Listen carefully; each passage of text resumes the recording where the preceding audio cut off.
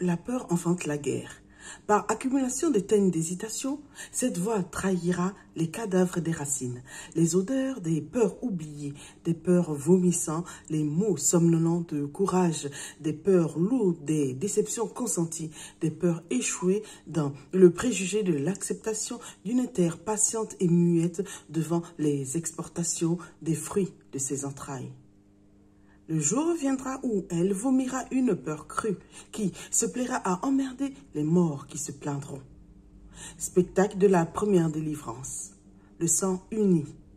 Et ce sang qui coulera, pour avoir été retenu et étouffé dans l'histoire, livrera des corps renoncés à assister à la promenade des premiers soleils entre les fleurs des satisfactions ensemencées de voix qui ne passeront plus.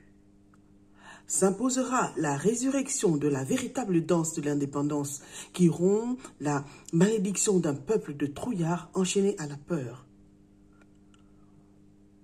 Pour ceux qu'ils savent faire, les historiens se bousculeront derrière des regrets.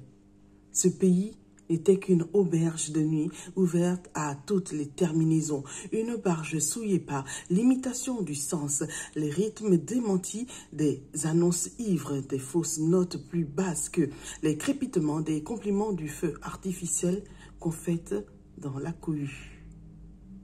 Et le peuple, privé par tant d'années de bonnes choses sur la route des revendications de la peur, chantera pour ses rêves avortés en montant le commerce de l'ignorance comme une église qu'il fallait accepter sans comprendre.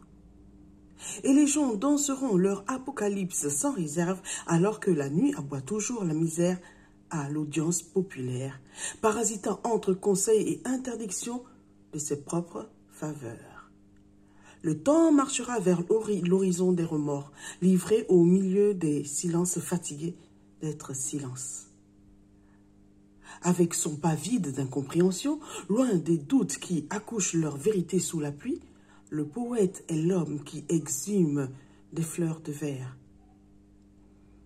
Dans le bruit dégoûtant de cette mémoire honnie et honteuse où les petites leçons des choses dictent les fins politiques, fins d'hommes déprisés et finis, vils hommes incivils et vomis, noyés par leurs terribles démons et complexés par les lâchetés de l'histoire, le poète se fait trompette des échos du temps et serrure des espérances. Il est le fumoir des blessures ouvertes par l'expérience indolore qui saigne l'intimité du pays derrière le trouble intact qui décrit le monde à califourchon. Monde devenu sans monde à force d'échanger les chaises des dominations. Face à l'horizon avorté, ce rêve paralysé par le mensonge et les chants d'horloge est bien notre honte qui appelle au vouloir être nous-mêmes, là où les cancres moissonnent les graines de l'intégration, de la décivilisation de notre virilité, broyage d'identité. Et face à la honte d'être ce qui nous fait patriotes, j'éclipse nombre de mépris pour hisser ce que je sais faire, ce qu'assurément je ferai encore. Parler sans mesure en violant les césures politiques de ces démocraties putrides que je ne respecte pas.